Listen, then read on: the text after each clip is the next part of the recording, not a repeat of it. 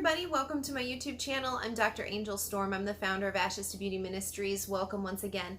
Today I want to kind of just have a conversation with you guys about fear and narcissism and why these things go together and kind of what to do when you feel just kind of overwhelmed or overcome. It's really fear, but you might be feeling some other things, like apprehension or worry or whatever. All that kind of stuff falls underneath fear.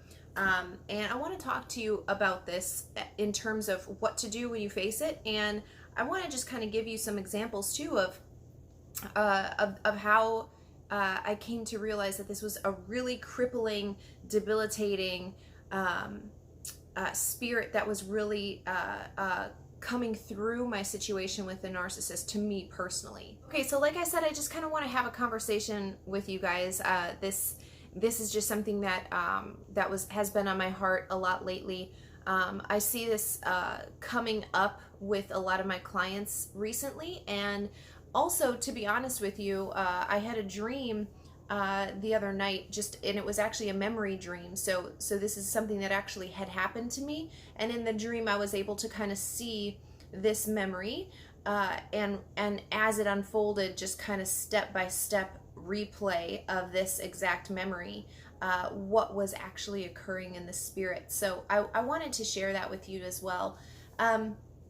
So first of all, I remember the exact moment, and it was through this dream that I had, when the spirit of fear came and really overtook me, and that really set the tone. This is prior to entering into the court situation with the narcissist.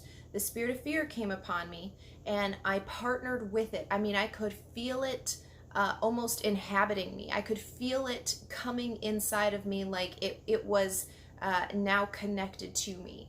And I'll never forget that moment. So I want you to kind of think back, if you can, the exact moment before you, if you're in a court situation with a narcissist, before that ever happened, when you really started to be afraid of the narcissist. If you grew up, if you're raised by a narcissist, maybe it's one of your earliest childhood memories, but I really want you to pay attention to that. Can you think back to that exact moment? Because we're going to do something at the end with that moment. At the end of this, I'm going to say a prayer for y'all with that exact moment. But for me, I just kind of want to explain, I'm going somewhere with this whole thing. So for me, I remember that exact moment, but I'd forgotten about it because so much other stuff had kind of unfolded, right? Very quickly, I was involved with the court situation. If you know my story, I have twins, and one of them is sick, and so I was dealing with her cancer doctors, the oncology department, the hematology specialists, all this kind of stuff. And so plus I had my career that I was trying to decide what to do with at that point too. So I mean, I had a lot of other things going on, plus my other baby, right? My healthy twin. So so I had a lot of other stuff happening when this happened. I didn't have much time to kind of go back and analyze what had just happened or occurred in that moment. Now, this is many years ago for me, right? This is 4 years ago for me. So some time has transpired, but it was just recently that I had this dream of the memory of when that spirit of fear first came, and how that spirit had set the tone for the rest of everything that I would face, whether it was in the court with the narcissist, whether it was with the doctors and my daughter. All of this stuff was underneath the covering of that spirit. And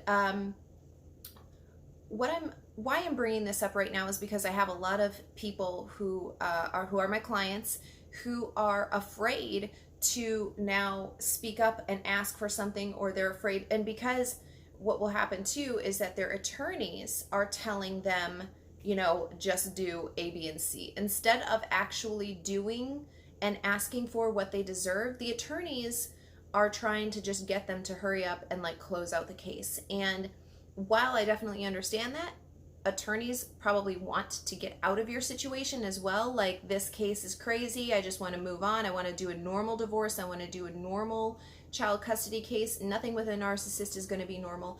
And if you don't have an attorney who understands that, they can be giving you advice that isn't best for you, that's best for them. They just want to get out of this situation, and so they'll do whatever they need to do to get out of this situation, or they are not really wanting to litigate, so they will try to keep going back to mediation or doing these things that just ultimately isn't going to work, you know, depending on your situation with whatever type of narcissist you're specifically dealing with. So in my situation, you know, I'm a life coach. I have these clients who are coming to me because they're dealing with a narcissist, usually in a court situation, although I have people who aren't in a court situation, and I have people who aren't dealing with a narcissist who just are here for life coaching. But the ones who are here for court, what I've especially noticed is that they are afraid to speak up and to stand up for themselves because their voice has been silenced for so long. And I did a video a couple weeks ago where I talked about the number one reason why you're losing to a narcissist in court. And if you haven't watched that video, go watch it. But it talks about why you're losing. And essentially the summary is because you're not asking for what you need and what you deserve.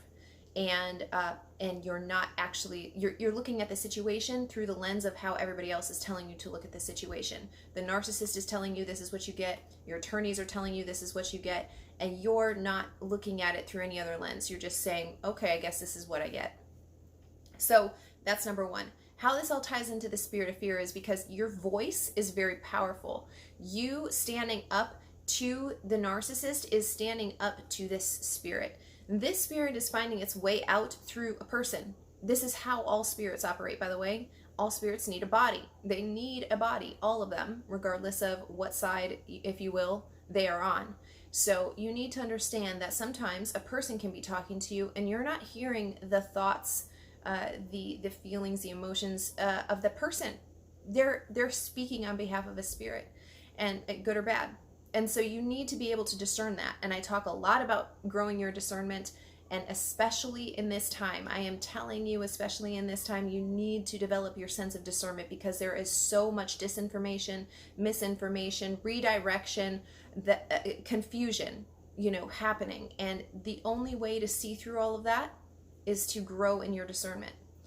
When you're dealing with a spirit of fear, the moment you recognize that there is a spirit of fear upon you, you need to handle that. You need to deal with that situation. This cannot just go on and kind of like, let's see what will happen. That spirit will go away. No, it does not. Like all things that aren't dealt with, that thing will grow in the dark. You know, this will continue to keep growing, gaining momentum, gaining power. And the longer you let it sit there, it's like, you just don't even know what happened, right? Like lots of times if you're with a narcissist, you just don't even know where your identity went. It's because it sat there for too long, you know, just kind of being overtaken, overgrown by the narcissist, whatever they wanted, whatever they told you to do, whatever they told you to think, etc., right? So when you first recognize the spirit of fear is coming upon you, you need to do the opposite of that. Whatever it's telling you to do, don't speak up. You don't deserve that. Stop asking for more things. You're never going to get that. That's an impossibility. Those are all lies. That's a complete myth. What you need is to learn how to appropriately handle that spirit, how to come against it in the natural. So I'm not just talking, I'm going to go into my prayer closet and I'm going to say a prayer about, okay, that's great.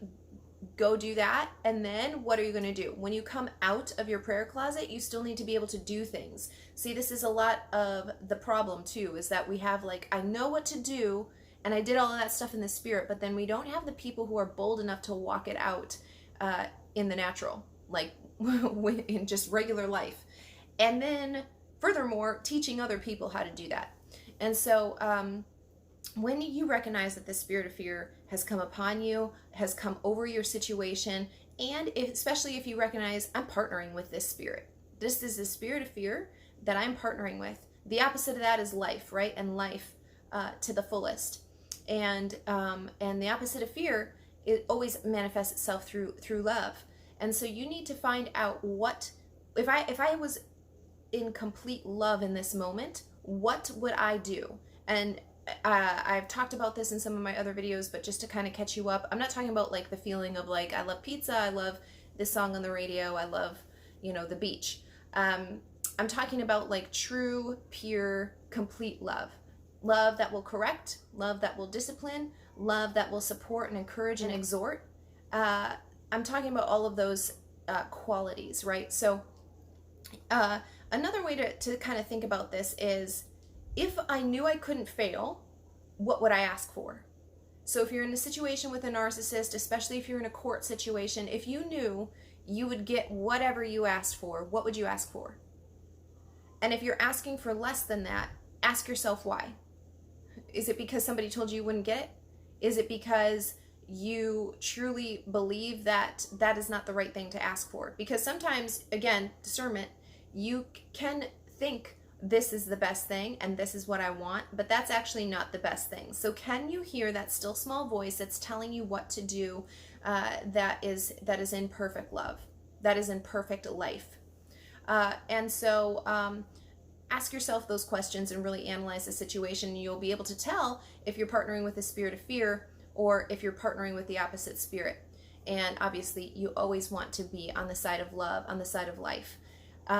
So that's kind of a little bit about what I wanted to talk about with the spirit of fear. Now, going back to the beginning of this video, I said, can you remember that exact moment? Can you remember that exact moment when you recognize that, yep, fear completely invaded me, it overtook me, and I accepted it. I let it sit there. I partnered with it.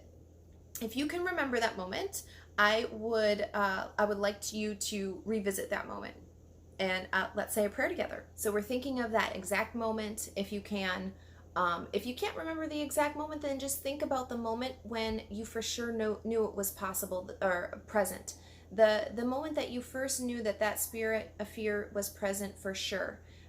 Go back to that moment if you can't remember the exact moment when you started partnering with it, because it might have just been so long that you can't remember that far back. Or like I said, if you were raised in an environment where that was just all you knew growing up, then go back to like one of your first memories, the first time that you can remember being in fear, especially with the narcissist. So let's say a prayer about this, okay? So thinking of that moment now for you, go back to that moment now, and think about how you felt, where it started, identify who was present, all of that kind of stuff. So Father, right now in the name of Jesus, say this out loud after me, repeat after me. I remember the time that I partnered with fear for the first time with a narcissist. I repent for this, Father. I forgive so-and-so. Put in the name of the narcissist. I forgive them. I cast the spirit of fear out in the name of Jesus. I lay all of my cares, I lay all of my worries, I lay all of my fears on the altar of God. I lay them at your feet, Jesus. I speak peace to every part of my body. I speak peace to every part of my soul. I speak peace to every part of my spirit. And I thank you for your perfect love that casts out all fear.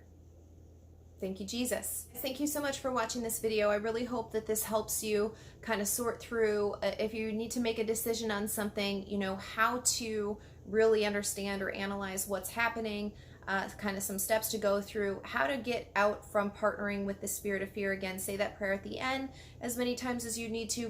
Go back and watch this video as many times as you need to in order to really be partnering with perfect and complete love and abundant life. So you guys, one more thing, if you haven't already, be sure to subscribe to my channel below, turn on the bell so that you're notified whenever I upload a new video to this channel, and I will see you next time.